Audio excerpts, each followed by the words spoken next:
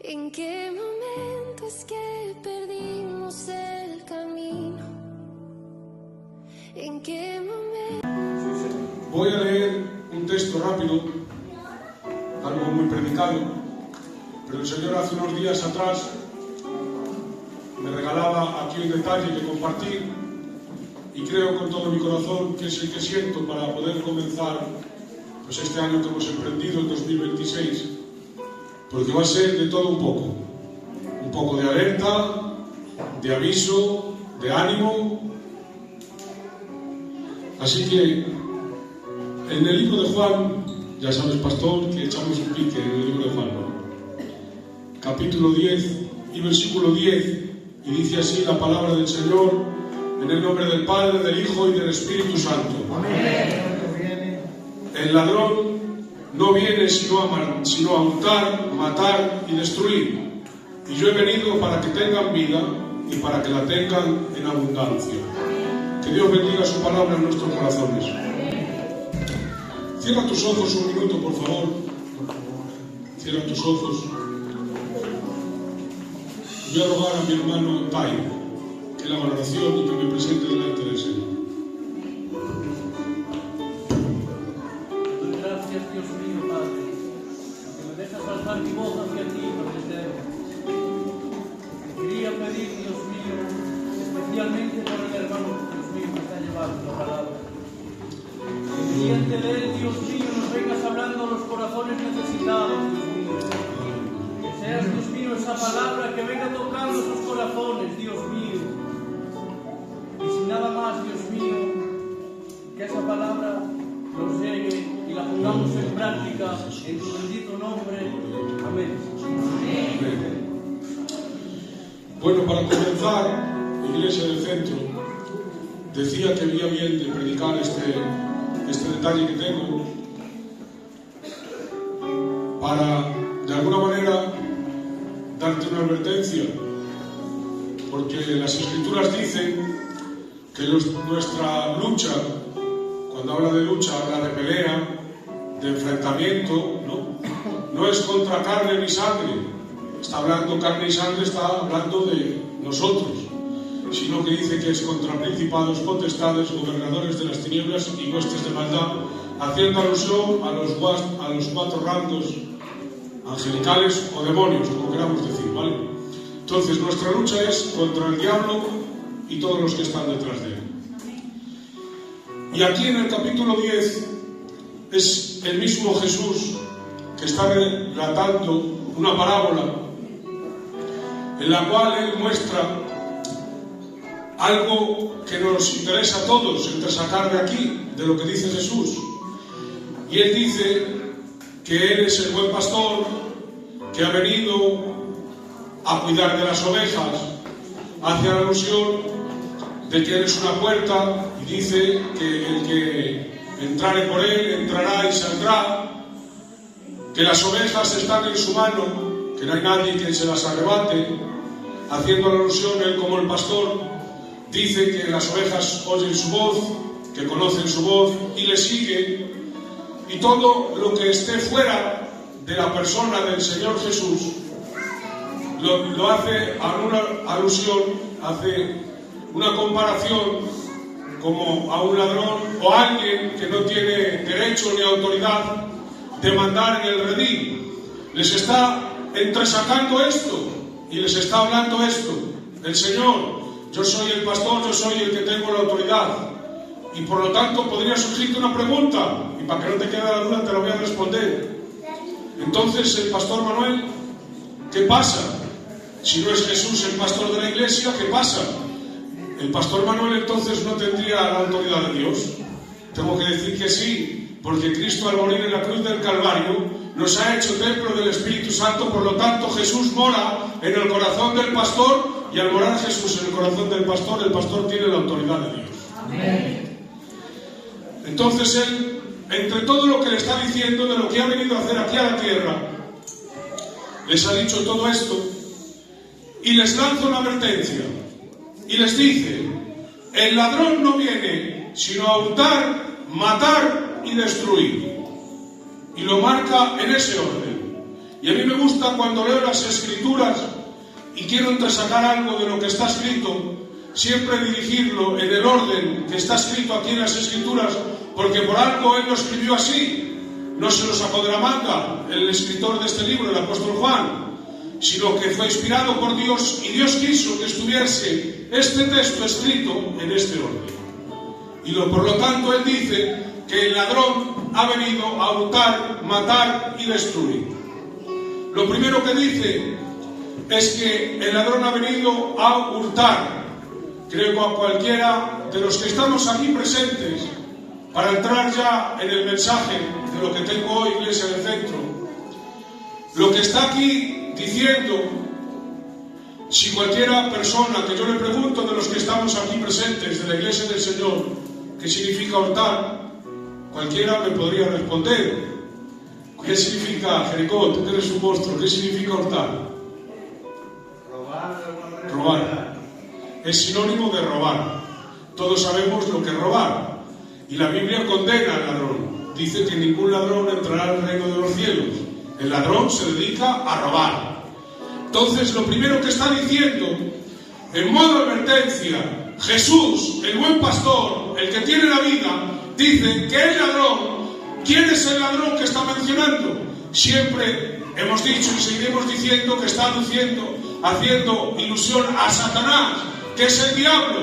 Y el diablo está para hurtar. Y hurtar hemos dicho que es robar. ¿Y robar qué es? Robar es coger algo que no te pertenece. Es decir, estas servilletas son del pastor, el pastor las ha dejado aquí y yo he cogido, en cuanto el pastor se ha dado la vuelta, he echado la mano y me he quedado con las servilletas. Las servilletas tenían dueño y yo, sin el permiso del dueño, le he echado la mano y me he quedado con el paquete de servilletas. Eso es lo que significa robar. Pero dentro de robar hay una forma más potente. El ladrón, el que se dedica a hacer esto, tiene dos maneras. La primera es pillar a uno despistado. Cuando pilla el despiste, como he dicho, el pastor se ha dado la vuelta y está despistado y no está vigilando las servilletas, lo que hace el ladrón es que al ver el despistado mete la mano y se lleva lo que le interesa. Pero tiene otra manera.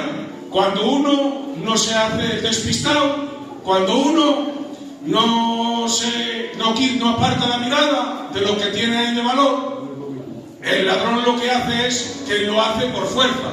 Y los señores le dicen a esto un robo con intimidación. No simplemente es un despiste, sino que he cogido y te lo he quitado a la fuerza, te lo he robado a la fuerza. ¿Cuál es el problema? Que aquí en este texto, el ladrón, que hemos dicho que era Satanás, no puede venir y robarte la vida que tienes de Dios a la fuerza. ¿Qué es lo que utiliza él? Utiliza el despiste, utiliza de alguna manera la distracción, el que uno aparte su mirada de la persona del Jesús que fue el que te dio la vida. Y quiero hacerte una alusión para que me puedas entender bíblicamente lo que quiero decirte con esto. Pedro y los discípulos, en los principios de la Iglesia, Pedro especialmente ha sido el que Dios le entregó las llaves de los reinos a él en sus manos. Las llaves de los reinos no está hablando de algo físico, es algo espiritual. Lo que hace Pedro es que con esas llaves él tiene derecho a abrir una puerta. ¿Y qué puertas son las que iba a abrir Pedro en los principios de la Iglesia? Predicar el Evangelio de Jesucristo, que Jesucristo había muerto y que por medio de su muerte la gente podía ser salva. ¿A quién tenía que abrirle la puerta Pedro en primer lugar? Lo que le dijo Jesús, primero a los míos, a los judíos, predicarás el Evangelio en Jerusalén, en Judea, en Samaria y hasta los confines de la tierra. Es decir, que Pedro abrió la puerta del Evangelio primero a los judíos. Después de que él abrió la puerta a los judíos, dicen las Escrituras que coge la segunda llave y la utiliza con los gentiles. Los gentiles somos todos aquellos que no descendimos del pueblo judío, en este caso nosotros como Iglesia del Señor. Por mediación de Pedro, nosotros hoy estamos aquí alabando y glorificando a este Dios tan grande que la Iglesia del Centro tiene. Entonces, ¿qué es lo que pasa? Que Pedro, al ser judío, tiene una concupiscencia, una atracción al pecado, como nosotros todos tenemos. A cualquiera aquí que le preguntes, A unos les gustará la A, a otros la B y a otros la C. Pero todos tenemos la atracción a lo malo, al pecado, la concupiscencia humana. Como era judío Pedro, lo que ha hecho es que se ha empezado a distraer como judío que era, con esa concupiscencia humana, con sus costumbres judías. Y dice la Biblia que de alguna manera, después de que Dios lo ha usado para que abriera las puertas del reino y que predicase el Evangelio él a los judíos y también a los gentiles, después de que Pedro ha sido usado por Dios, dice las Escrituras que Pedro ha empezado a coger un poco el temor, ha empezado a distraerse del Evangelio de Jesucristo, ha empezado de alguna manera a distorsionar la vista de la persona de Jesús, y dice las Escrituras que cuando estaban los judíos, los gentiles solos, Pedro se acercaba con ellos, comía, bebía y hacía lo que tenía que hacer como siervo del Señor. Pero cuando venían los gentiles, cuando venían los judíos, el Pedro que comía con los gentiles se hacía el distinguido, se hacía el despistado, les daba la espalda y se estaba volviendo al judaísmo, judaizante, a lo de atrás, le estaba volviendo a lo de atrás. ¿Por qué le pasó esto a Pedro? Porque de alguna manera él se distrayó. El enemigo, el ladrón, Satanás tuvo suerte de meter la mano y robar lo que él tenía del Señor, y por culpa de robar lo que él tenía, estaba distorsionado, estaba perdido y estaba perdiendo lo que había ganado del Señor. Permíteme decirte, la iglesia del centro, nosotros como Calós hablo, doy gracias a Dios, y lo digo de corazón, y no me importa que esté grabando, de haber nacido en el pueblo que he nacido, como Caló que soy. Para mí es un orgullo ser gitano. Yo no sé para usted, pero para mí es un orgullo, porque tenemos cosas muy buenas, costumbres muy bonitas, cosas que de verdad que a nuestros ancianos que no están, era para aplaudirle, después de tantos años, que las costumbres del pueblo gitano, hoy en día, muchas sigan vigentes, algunas se están perdiendo. Pero el ser gitano, el tener costumbre como gitano, el tener de alguna manera esas raíces que nos atañen a lo que nosotros somos, tengo que decirte, iglesia del centro, en esta tarde, que no pueden robarte, no pueden apartarte, no pueden de alguna manera distorsionarte, no pueden distraerte de la presencia del Señor. Porque permíteme decirte, la iglesia del centro, mientras tengas puesta tu mirada, mientras te mantengas delante de la presencia del Señor, el ladrón no puede meter la mano a la fuerza. Pero ¡ay! Como le permitas a tu concupiscencia, ¡ay! Como le permitas a la atracción del pecado y distraigas tu mirada, te apartes del Señor, le estás dando la ocasión a que el ladrón venga a robar la vida que Cristo ha dado por ti, la cruz del Calvario.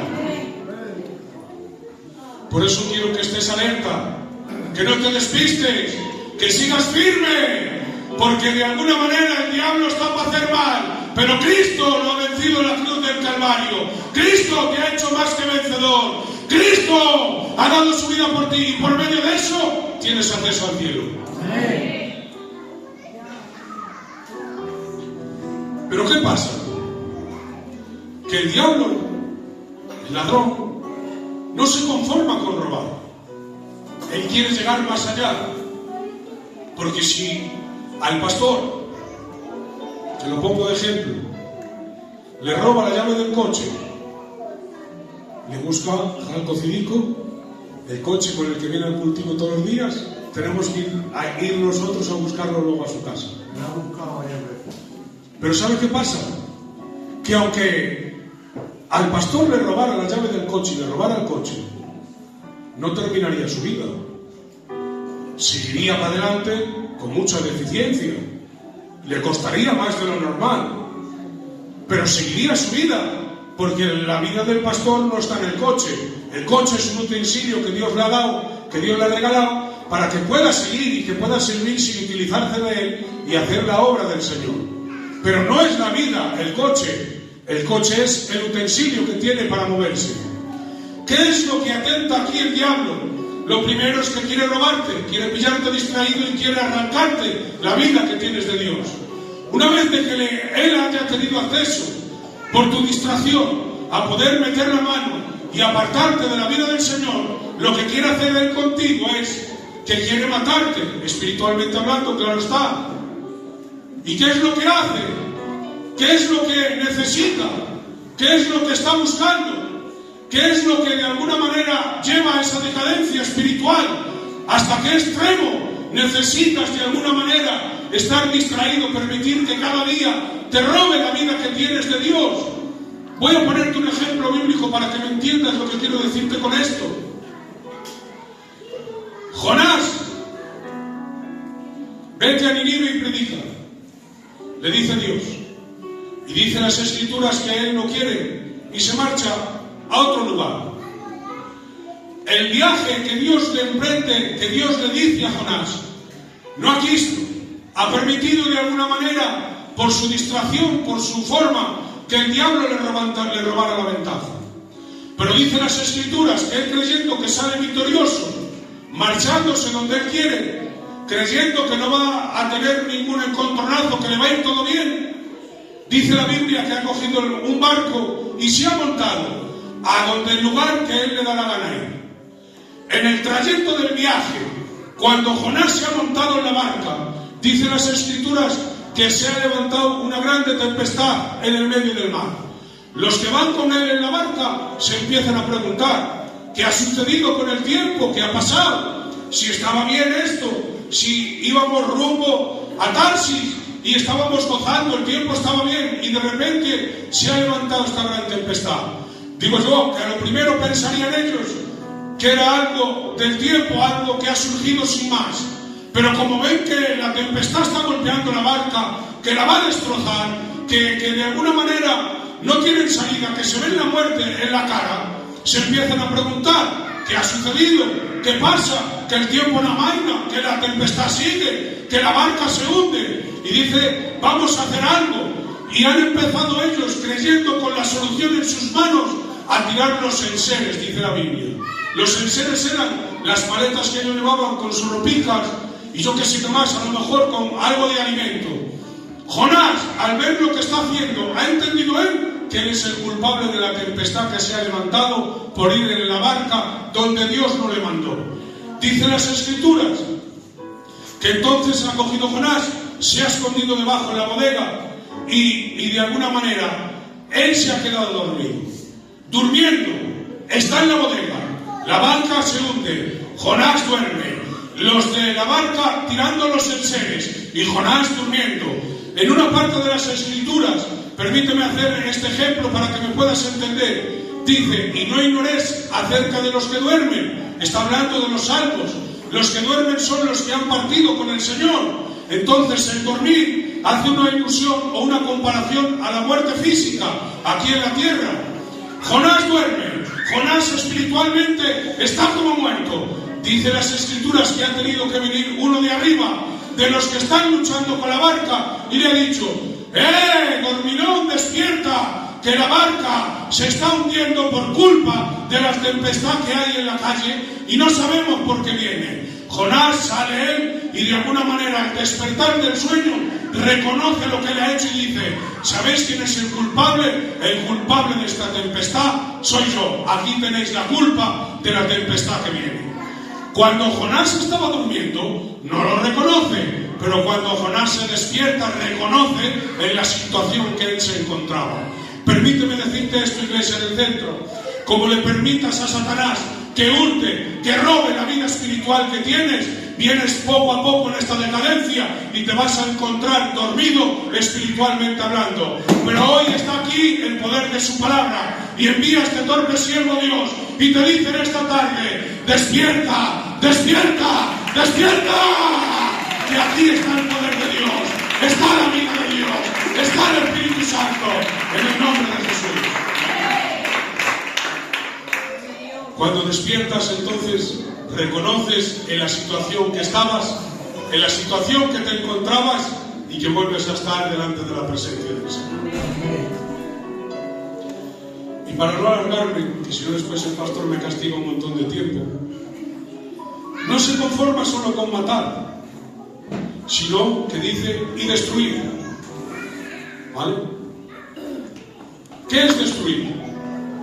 Si usted mira la definición exacta, destruir es convertir algo en polvo o en cenizas.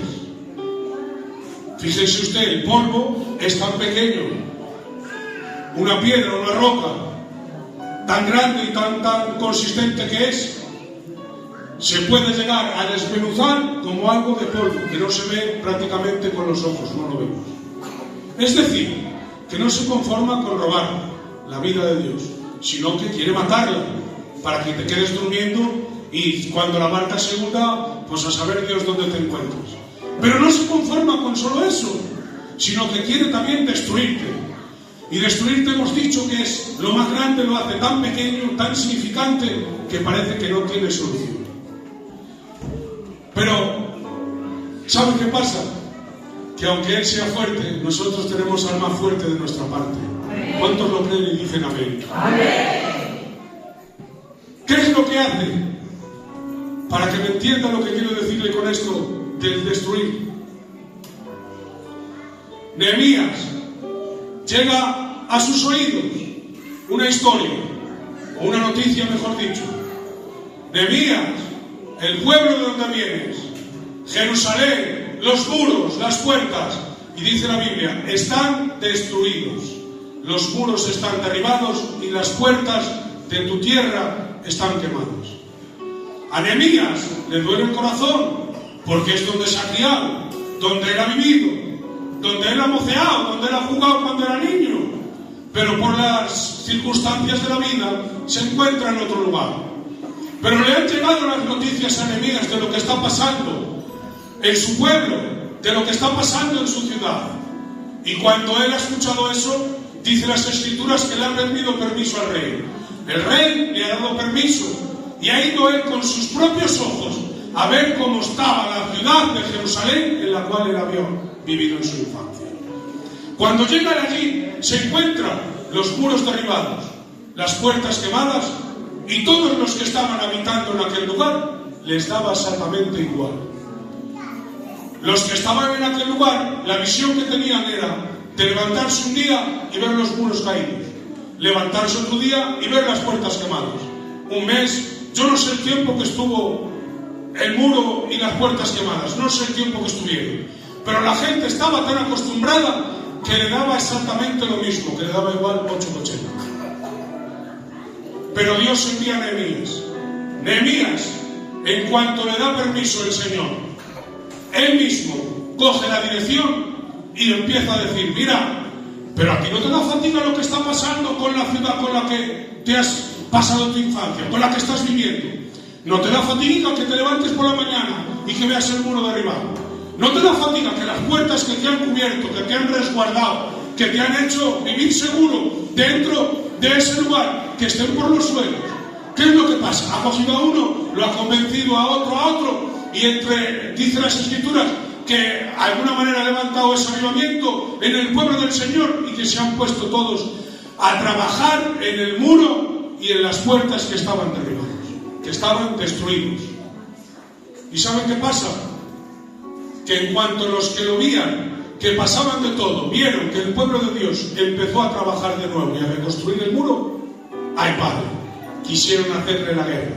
Y dice la Biblia que los que estaban trabajando en el muro del pueblo de Jerusalén de Dios y en las puertas que con una mano tenían la paleta del trabajo y en la otra que tenían la espada, preparados para luchar contra todo el enemigo que no quisiera que el muro y eso se levantase. Permíteme decirte, la iglesia del centro, cuando te has descuidado, has apartado tu mirada del Señor, Satanás ha tenido la ocasión de meter la mano y robarte lo poco o lo mucho que tenías de la parte del Señor. Cuando Él ha tenido la ocasión de meter la mano en tu vida, no se conforma con haberte robado, haberte pillado distraído, haberte quitado lo poco que tenías del Señor, que coge Él con sus zarpas y quiere matarlo para que no vuelvas a tener vida y te encuentres como Jonás durmiendo en la bodega mientras la barca se hunde. Cuando estás en ese extremo, es tal extremo que estás dormido que te da igual 8,80, que Él de alguna manera aprovecha para destruirte, es decir, para hacerte polvo y cenizas, como diciendo Satanás, de esta no hay quien te saque, no hay quien te libre, no hay de alguna manera que puedas superar esta situación tan grande que ha venido a tu vida.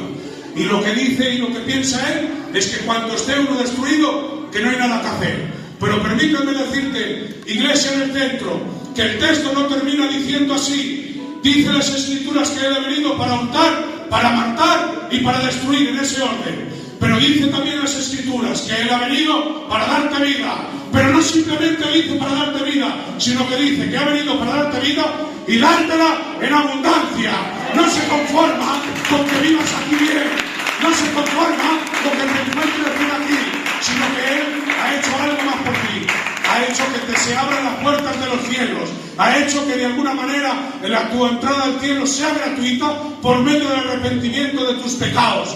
Y lo que hace Satanás cuando ve que hay alguien que está destruido y de alguna manera se recobra, que recibe la vida, rabia, de alguna manera se consume y se encoraja. Pero queremos decirle en esta tarde a la iglesia del centro que si hay alguien que a lo mejor en esta tarde se encuentra destruido, tengo que decirte que Él te da vida y te la da en abundancia. Si hay alguien que esté dormido, despierta, que Cristo viene pronto. Y si hay alguien que se está distrayendo, vengo a decirte, mantente firme, no permitas que tu complacencia te busque la ruina, que estos son 4 días, pero lo que lo viene es una eternidad.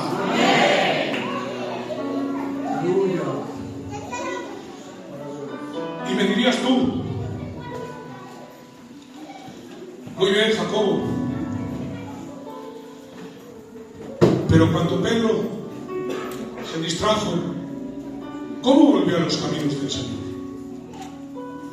Pablo, dice las Escrituras, que corrigió a Pedro, ¿vale? Y por medio de la corrección de Pablo, Pedro volvió al lugar donde estaba. Y Jonás, Dios usó a ese para que se despertase de alguna manera, porque no tiene nombre en las Escrituras, y Jonás despertó. ¿Y qué es lo que pasó con Jerusalén? Que estaba destruido. Dios usó a Nehemías. Y me dirás tú, ¡ay, nosotros entonces qué hacemos! Tengo que decirte que aquí no está Pablo, que aquí no está ese que despertó a Jonás, ni tampoco está Nehemías, el que levantó los muros, pero Dios ha enviado a su siervo, ha puesto al pastor, nuestro hermano Manuel, que él tiene la carga por la iglesia, la visión por la iglesia, no duerme y se desvela por la iglesia. Si tienes una necesidad, si estás de alguna manera pasándolo mal, tienes aquí un pastor que Dios lo ha enviado para de alguna manera levantarte, darte fuerzas, darte ánimo y de hacerle la guerra al diablo. No voy a decir nada más. Esto es lo que tenía de la parte del Señor. Lo he compartido como me conocéis y que es el centro con la mejor intención que tengo. Un aplauso y que Dios os bendiga.